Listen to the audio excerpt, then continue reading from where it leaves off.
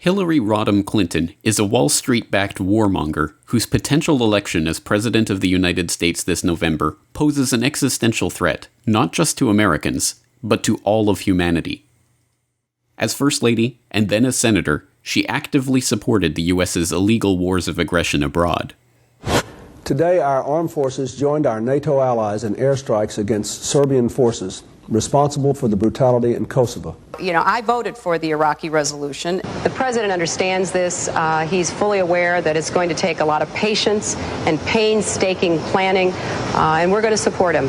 Including thousands of chemical weapons, large volumes of chemical and biological stocks, a number of missiles and warheads, a major lab equipped to produce anthrax.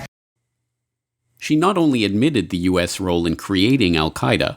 When the Soviet Union invaded Afghanistan, we had this brilliant idea that we were going to come to Pakistan and create a force of mujahideen, equip them with Stinger missiles and everything else to go after the Soviets inside Afghanistan. But then, despite this admission, as Secretary of State, her support of the war on Libya and the jihadis in Syria directly led to the rise of ISIS and the migrant crisis in Europe. The transition to democracy in Syria has begun, and it's time for Assad to get out of the way. President Assad is not indispensable, and we have absolutely nothing invested in him remaining in power. I think that based on definitions of war criminal and crimes against humanity, there would be an argument to be made that he would fit into that category. Libya was a different kind of calculation, and we didn't lose a single person. We came, we saw, he died. Did it have anything to do? She was the one who announced the U.S.'s so-called Asia-Pacific pivot that has seen more U.S. military forces being placed in the Asia-Pacific as a direct military threat to China. And we look to the Asia-Pacific region, as we have for many decades, as an area where the United States is uniquely positioned to play a major role. The United States is not ceding the Pacific to anyone. And she has stated in no uncertain terms that Russia and Iran will be militarily targeted in a Clinton presidency, and that the nuclear option is, as always, on the table. And we will make sure the Iranians and the world understand that the United States will act decisively if necessary, including taking military action. There will have to be consequences for any violation by Iran, and that the nuclear option should not at all be taken off the table.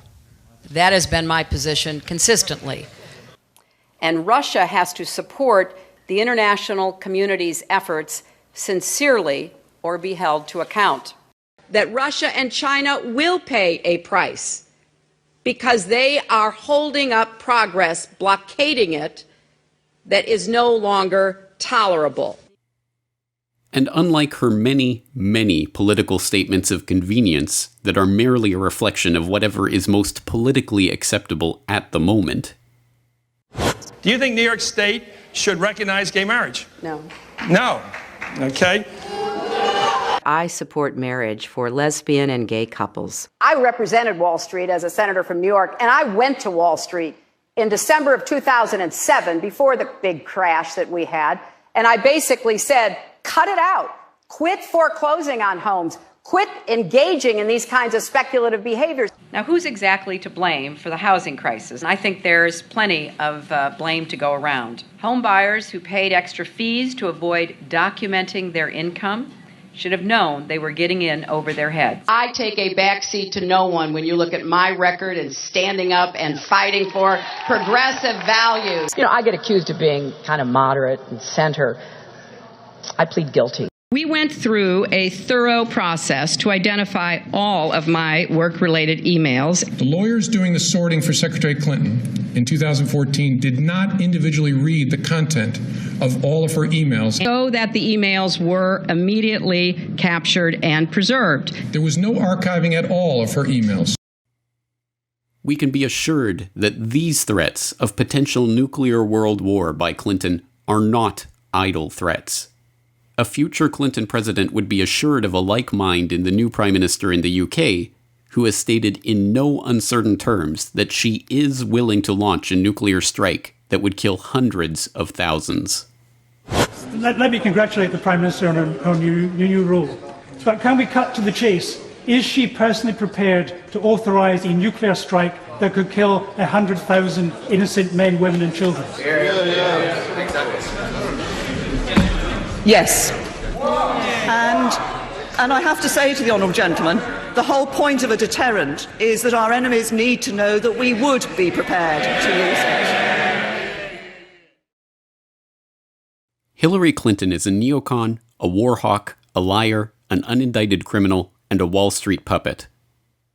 Why is it, then, that those on the so-called progressive left, who would be warning against her if she had an R next to her name, are instead lecturing other leftists that it is now their duty to fall in line and help her get elected? If Clinton is nominated and it comes to a choice between Clinton and Trump in a swing state, a state where it's going to matter which way you vote, I would vote against Trump.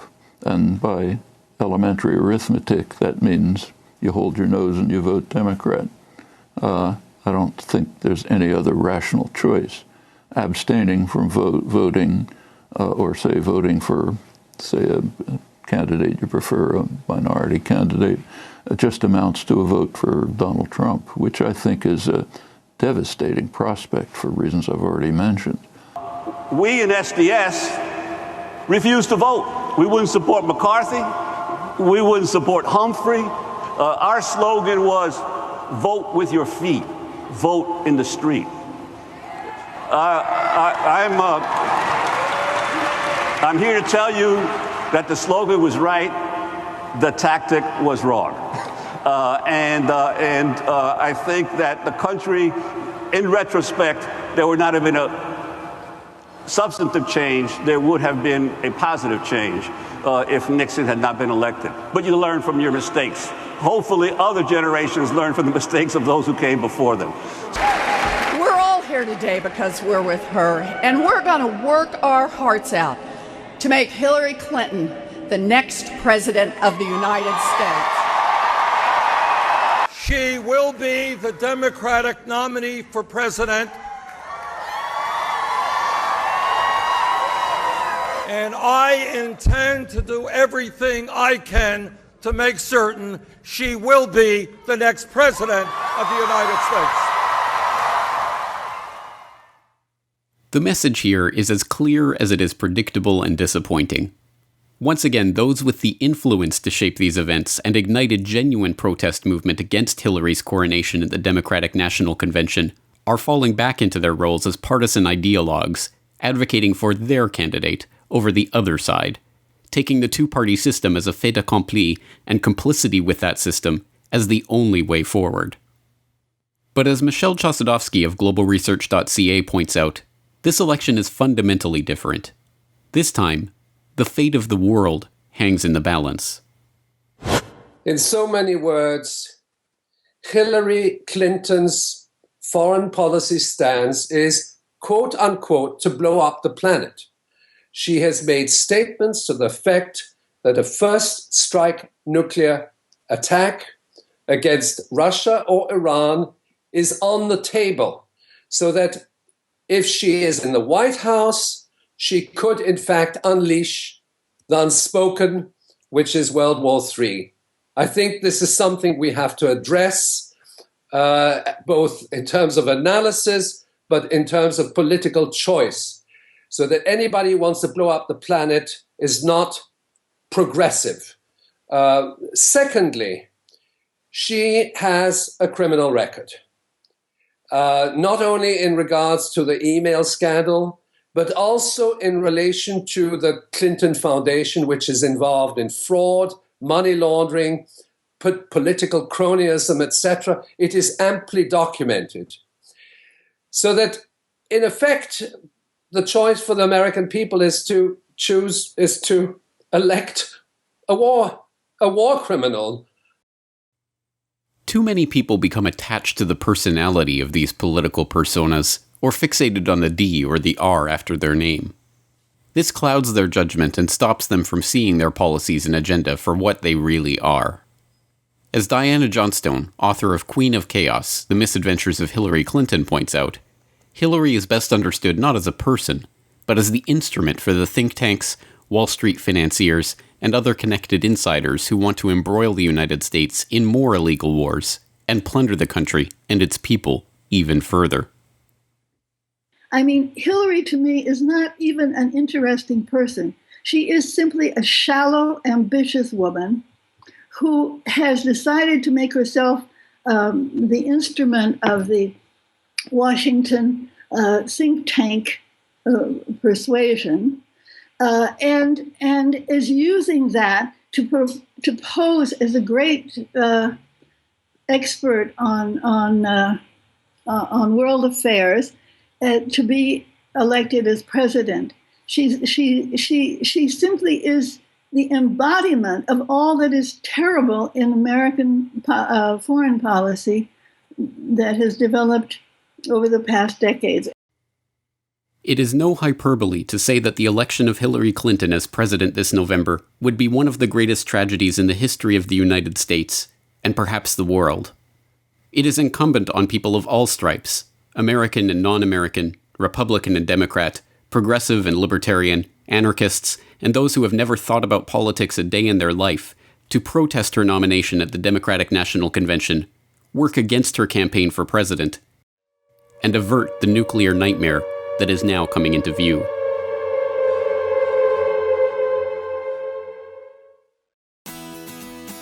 The Corbett Report is brought to you by the Corbett Report subscriber, a weekly newsletter featuring James Corbett's International Forecaster editorial, recommended reading and viewing, discounts on Corbett Report DVDs, and once a month, a subscriber-only video.